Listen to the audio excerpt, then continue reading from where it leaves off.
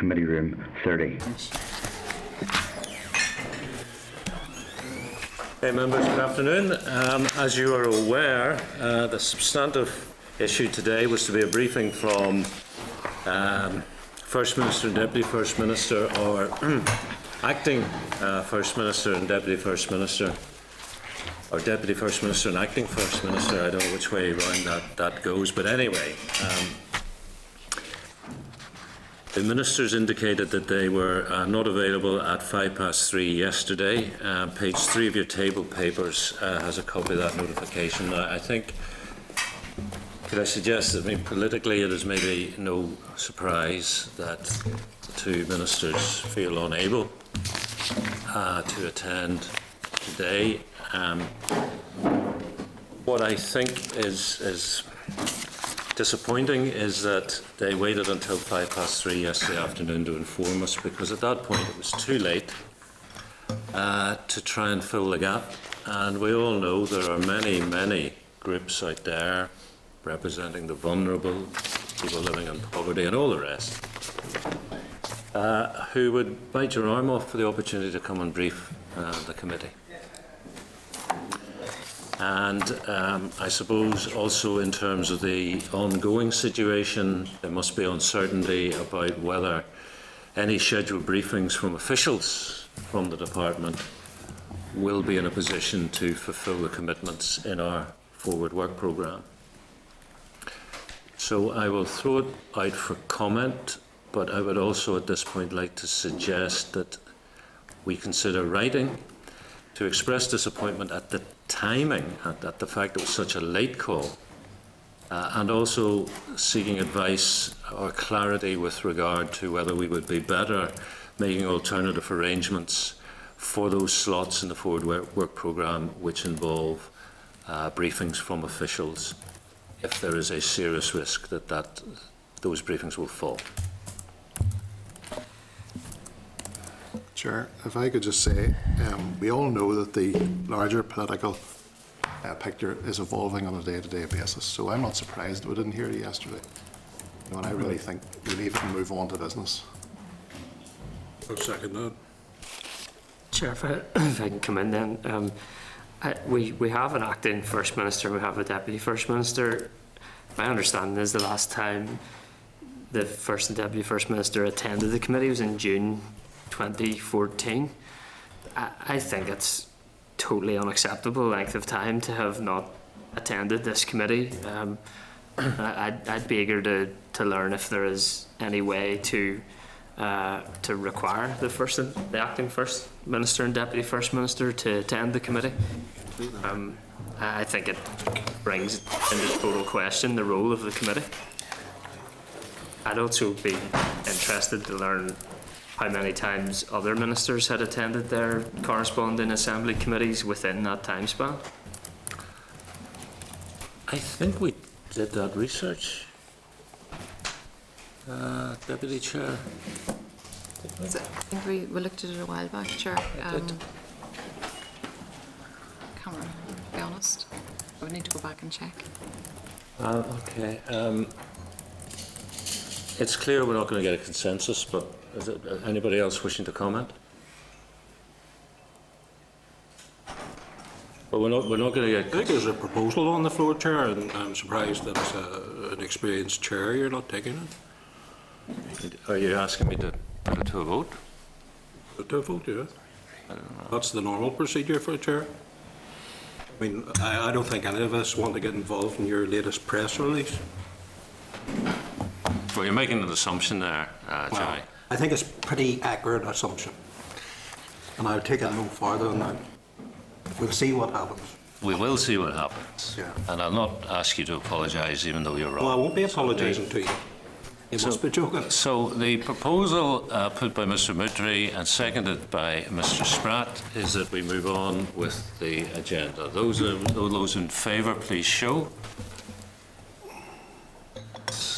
4. All those against? 2. And abstentions is 2. Okay. And can I take it, just for clarification, Mr. Mutri, does that include not seeking clarification about briefings in the forward work programme from officials? No, the proposal is as it stands. So it is. We move on with the business. Members, I'd like to welcome Chris Hazard to the committee. Last week we said our goodbyes to Bronwyn McGann. She's moved on to the Committee for Justice. Alex Atwood has indicated he will be late for today's meeting.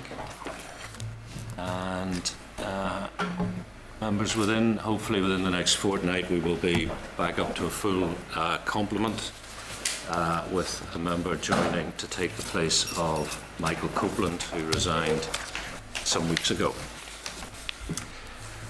Page 7 is an invitation from our colleagues on the Committee for the Environment. This is to the launch of the Northern Ireland Environment Week. It's scheduled for Monday the 21st, next Monday, 6 p.m. in the Long Gallery. Members should respond directly if they wish to attend.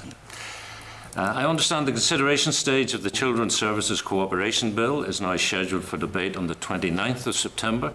Our report was made available online in July, and stakeholders have been notified of its publication. In terms of our current invitations, that's at page 11 of your main pack. In the absence of comment on that, can I take you to the draft minutes of our meeting of the 9th of September, beginning at page 14 of the meeting packs? And I ask our members content to agree the draft minutes. Taking that as agreed. Last week we received a briefing from officials on the Executive's draft EU priorities for 2015-16. Officials requested input from this committee. It was agreed we would return to the matter at this week's meeting. So the draft 15-16 priorities document is at page 23 in your meeting packs. The question I want to put to you, members, is do you wish to respond on a party basis, which has been our usual practice, or on this occasion would you prefer to respond as a committee? I would propose we, as usual, do it by a party basis. Any disagreement? Thank you. We will all respond on a party basis if we so desire. At page 35 is a list of outstanding correspondence. If members have any comment? Otherwise, the summary sheet of correspondence received since we last met is at page 38. Members, I refer you to the copy letter in table papers at page 5. This is from the Chair of the Committee for Finance and Personnel, and it's inviting the Deputy First Minister to attend that committee as part of its ongoing investigations into matters relating to NAMA.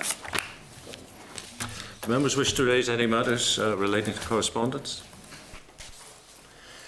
If not, if we go to page 43 and the draft forward work programme, you'll see correspondence from the Northern Ireland Human Rights Commission, which refers to the concluding observations of the UN Human Rights Committee relating to the 7th report of the UK on compliance with the International Covenant on Civil and Political Rights. The report itself is on pages 45 to 56. You'll see it makes reference to funding for the Northern Ireland Human Rights Commission, the Stormont House Agreement and dealing with the past, as well as matters relating to the PSNI, termination of pregnancy and criminal justice. The NIHRC also advises that next year the compliance of the UK with the International Convention on Economic, Social and Cultural Rights and the Convention on the Rights of the Child will take place. Members, the Human Rights Commission has offered to brief the committee on these matters. So the question is, do you wish to schedule a briefing to discuss those matters that fall within the remit of this committee? Seeing a yes. Yes. DUP? Content, yep. Yes. So we have a consensus on that. Are you also content to forward the report to the relevant statutory committee or committees for information? Thank you.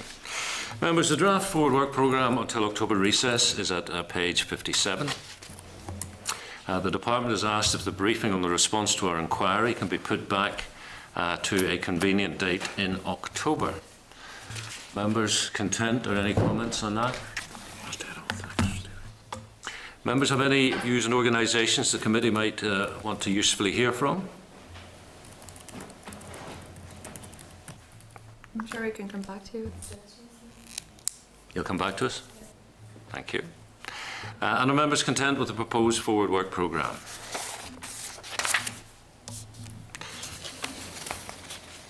Is there any other business members wish to raise at the committee today?